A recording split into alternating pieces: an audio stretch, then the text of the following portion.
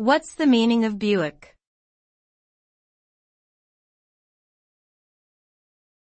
Buick.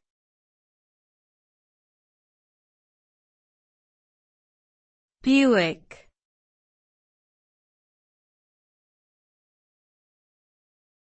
Buick.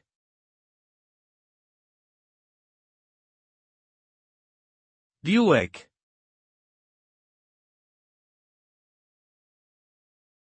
The name Buick is derived from the last name of the company's founder, David Dunbar Buick.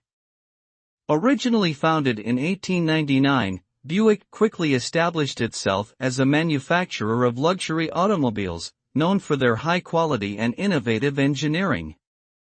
Over the years, Buick has become synonymous with classic American cars, with many iconic models produced such as the Buick Roadmaster and the Buick Electra.